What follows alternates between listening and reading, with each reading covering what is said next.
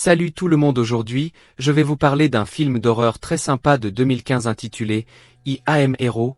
Attention aux spoilers.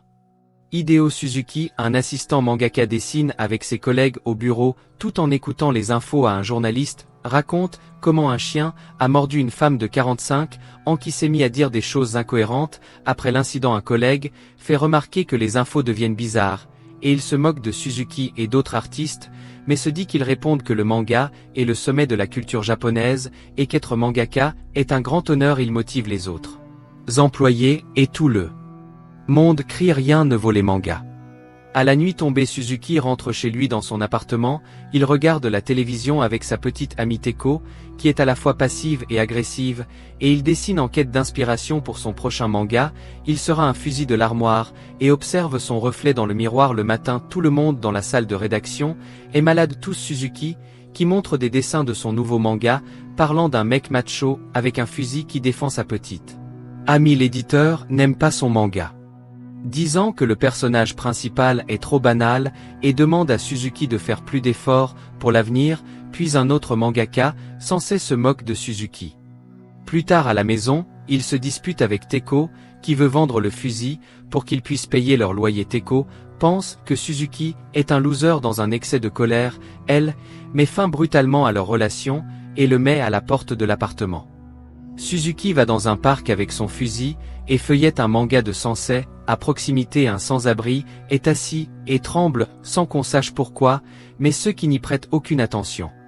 Le lendemain matin, Suzuki est de retour au bureau. Les infos font état d'une maladie inconnue qui a déjà tué 4 personnes. La collègue dessous qui transpire et ne se sent pas bien. La jeune femme s'en va et Mitani explique aux autres qu'elle a probablement contracté le virus de sensei, à la même marque de morsure dans le cou que lui. Le patron entre dans la pièce, et il a aussi 2 marques de morsure. Les employés sont confus, et ne remarquent pas que les yeux du patron s'assombrissent, car tout le monde est endormi dans le bureau. Lorsque le téléphone dessous qui se met à sonner, c'est Teiko qui s'excuse pour ce qui s'est passé la veille, et veut se réconcilier. Pendant qu'il est au téléphone, des hélicoptères survolent la ville, mais Suzuki est trop focalisé sur Teiko. Pour la voir, il laisse tout en plan. Il achète le plat préféré de sa copine, et se rend chez elle, et bizarrement personne n'ouvre la porte. Sous ce qui jette un coup d'œil par la trappe de la boîte à lettres, et aperçoit Teiko allongée sur le lit. Soudain, elle se lève, bouge bizarrement, et tombe sur le sol. Nous voyons alors qu'elle est en train de faire une crise. Son corps et son visage se transforment, elle devient une sorte de démon. En marchant jusqu'à la porte, le zombie Teiko attaque Suzuki, et lui mord le bras en essayant de s'échapper. Il frappe accidentellement la fille à la tête, et sort de l'appartement en courant. Sur le pont, Suzuki voit une femme avec un bras ensanglanté, puis des dizaines d'avions qui survolent la ville. Au bureau, le jeune homme trouve Mitani, tenant une batte ensanglantée de la main. Mitani est le seul survivant parmi les cadavres des autres collègues zombies. Il explique à Suzuki que le seul moyen de tuer ces monstres est de détruire leur cerveau, et que ceux qui sont mordus deviennent eux-mêmes des monstres. Mais il s'avère que Mitani a été mordu lui aussi, et quand il commence à se transformer en zombie, il se suicide directement. Le chaos règne dans les rues, il y a des zombies flippants qui courent parmi les gens ordinaires. Celui qui n'arrive pas à se cacher et dévorer des bâtiments de la ville sont en feu. Il y a des accidents partout dans cette pagaille. Suzuki aperçoit un chauffeur de taxi qui dort dans sa voiture, ignorant tout l'apocalypse zombie. Avant même qu'il puisse monter dans le taxi, une jeune fille, Hiromi, court vers eux. Elle aussi veut se mettre à l'abri dans la voiture. Mais des zombies attaquent déjà. Suzuki s'imagine sortir un fusil et le pointeur sur les monstres, mais en réalité il se tient debout et tire avec ses doigts. Un autre homme en costume monte dans la voiture, et le groupe s'en va. Le conducteur essaie de sortir de la ville. Personne n'a d'explication à ce qui se passe. La télé ne cesse de diffuser des informations sur les attaques de masse. Pendant que les passagers regardent le dernier reportage, l'homme en costume et au téléphone, lorsqu'il raccroche, il commence à se plaindre des pauvres, et on découvre soudain qu'il y a une morsure au bras. Ses vaisseaux sanguins deviennent noirs. L'homme se transforme en zombie, est mort le conducteur, il se plaint même de la mauvaise qualité de la viande. De pauvre conducteur ouvre la portière du taxi, et Suzuki parvient à pousser le zombie dehors. Tout le monde pousse un soupir de soulagement. Quand soudain les veines du chauffeur de taxi deviennent noires, elle aussi, il appuie sur l'accélérateur, et roule comme un fou. Hiromi se glisse sur le siège arrière, juste à temps car le conducteur devient Déjà agressif, la voiture roule à toute allure, percute notre voiture, et se retourne lorsque Hiromi et Suzuki réveillés sortent du taxi. Ils voient que la route est bloquée par un carambolage, il n'y a plus personne dans les parages, alors ils s'assoient sur le trottoir et cherchent une explication. Sur Internet, ils apprennent que le virus appelé Z, elle transforme non seulement le corps, mais aussi la personnalité de la personne infectée. Une théorie est avancée, selon laquelle le virus pourrait mourir si on escalade le mont Fuji la nuit. Tombe le jeune homme, et la jeune fille trouvent une maison abandonnée pour y dormir. Ils mangent, parlent du fusil, et écoutent de la musique. Hiromi révèle qu'elle se sent en sécurité avec Suzuki en se réveillant le matin. Il remarque une morsure sur le cou d'Hiromi, et sort son fusil pour se défendre. La jeune fille explique qu'elle a été mordue par l'enfant d'un voisin 2 jours plus tôt. Elle est donc probablement infectée, et Suzuki est en droit de la tuer, mais l'homme refusé admet avoir été mordu lui-même. Il jure de la protéger, jusqu'à ce qu'il atteigne le mont Fuji. Ils commencent donc leur terrifiant voyage, traversent la forêt. Soudain Hiromi commence à se transformer en zombie, et demande à Suzuki de s'enfuir, ce qu'il fait, mais dans la forêt, il est attaqué par d'autres zombies. Soudain sorti de nulle part, Hiromi réapparaît, tue tous les zombies, mais ne fait aucun mal à Suzuki. Au lieu de cela, elle l'aide à se relever. Ils continuent donc leur voyage ensemble. La semi-zombie Hiromi ne parle pas, mais ne représente aucune menace pour Suzuki. Quelques jours passent, et il a tenu une zone commerciale, près du mont Fuji. Dans un des magasins, un zombie se précipite sur Suzuki. Hiromi est endormi et ne peut rien faire, mais une autre femme masquée, Tsugumi Oda, apparaît et tue le zombie avec une hache. Notre homme masqué arrive, alors on apprend bientôt que toutes les personnes non infectées ont établi une zone sécurisée sur le toit du centre commercial.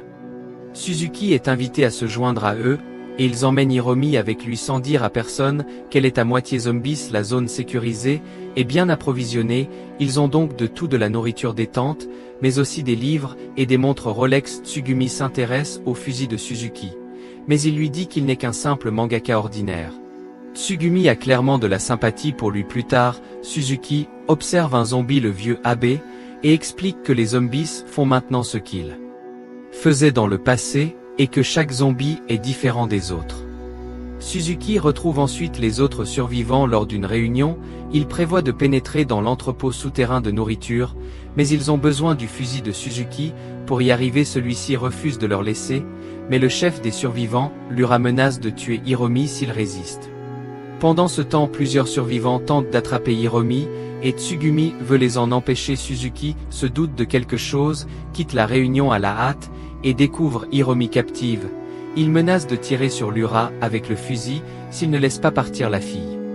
Soudain, Hiromi se dégage des gars qui l'entourent, et il devient évident pour tout le monde qu'elle est infectée. Comme la fille ne s'est pas complètement transformée, ses yeux ne sont pas noirs, mais de couleur arc-en-ciel. Lura tire sur Hiromi en plein tête. Ces hommes prennent le fusil de Suzuki et le passent à tabac. Suzuki retrouve plus tard Tsugumi devant la tente d'Hiromi. Elle lui explique qu'Hiromi n'est pas comme les autres zombies, car elle a le cœur qui bat. Suzuki est attristé de ne pas avoir réussi à tirer sur Lura et d'avoir perdu son fusil. Il pense qu'il est un lâche et un loser, mais Tsugumi lui dit qu'il est juste quelqu'un de bien. Bientôt, Suzuki se rend à l'entrepôt avec le reste des survivants. Quelques personnes tapent sur des casseroles pour attirer l'attention des zombies vers le toit, tandis que les autres se dirigent vers la réserve de nourriture souterraine de l'autre côté du bâtiment. Il fait sombre dans les sous-sols, mais alors qu'ils progressent lentement, quelqu'un allume une lumière, et personne ne se demande pourquoi. Ils trouvent immédiatement la réserve, ignorent que quelqu'un les observe à travers les caméras de sécurité. Pendant que les hommes récupéraient nourriture, le mystérieux observateur allume la musique dans les haut-parleurs, et bientôt l'un des survivants est attaqué par un zombie. L'agresseur et la victime sont tous les deux abattus. Bientôt le parking est rempli de zones, cause de mauvaises tactiques et de l'égoïsme de certains survivants. La plupart d'entre eux meurent dans le parking. C'est en fait Lura qui est derrière ce plan macabre, à qui a mis la musique en marche. Il l'a fait volontairement pour attirer les zombies, il a son propre plan. Ainsi il veut s'emparer d'une des voitures en état de marche du parking au milieu du chaos. Suzuki se cache dans un casier. Pendant ce temps-là, le zombie qui s'est sauté très haut se rapproche et se prépare à faire un grand saut. Il court et saut aussi ou qu'il peut atterrissant juste sur une tente de la zone sécurisée sur le toit, le zombie dévore immédiatement l'une des femmes, et attaque une autre lui écrasant la tête à main nue. Lyra entre alors un code d'accès, permettant à d'autres envies de s'infiltrer dans le bâtiment Suzuki, se cache toujours lorsqu'il entend à la radio qu'un zombie a tué presque tout le monde sur le toit. Tsugumi, qui est aussi là-haut, est morte de peur, elle se cache avec Hiromi, et demande désespérément de l'aide sur le talkie-walkie. Personne ne répond car tout le monde se cache, ou est en train de se faire dévorer. Suzuki passe en revue des plans d'évasion dans sa tête, et dans chaque situation hypothétique, il s'imagine mourir sa peur, et son imagination prenne le dessus, mais il entend à la radio Tsugumi qui pleure, et il pense Hiromi, et il sait qu'il doit surmonter sa peur, alors il pousse un cri, et sort du casier. Suzuki est immédiatement attaqué par un zombie qui le mord.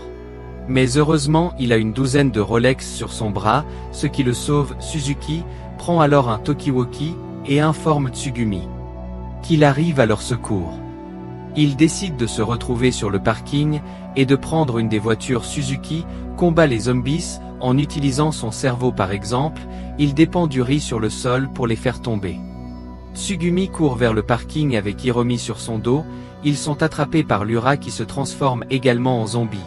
Mais Suzuki sauve les filles, il retrouve son fusil, et fait sauter la cervelle de Lyra. Pendant ce temps les survivants se font encercler par les zombies, et personne ne sait quoi faire.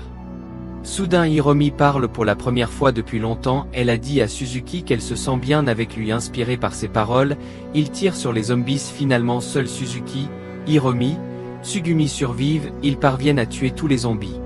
Sauf le zombie athlétique qui a sauté sur le toit avec l'unique cartouche restant. Suzuki tire, mais la tête du zombie avait déjà été écrasée, et la balle ne le tue pas. Le héros n'abandonne pas, et utilise son fusil comme une batte de baseball qui détruit le cerveau de son ennemi. Une bonne fois pour toutes le trio quitte le centre commercial, laissant des montagnes de cadavres derrière eux dans la voiture. Suzuki qui se demande s'il va se transformer lui-même en zombie, ou s'il aura de la chance, et après tout ce qu'il s'est passé, il ne pense toujours pas être un héros. Voilà pour la fin de cette histoire. Si la vidéo vous a plu, abonnez-vous à la chaîne.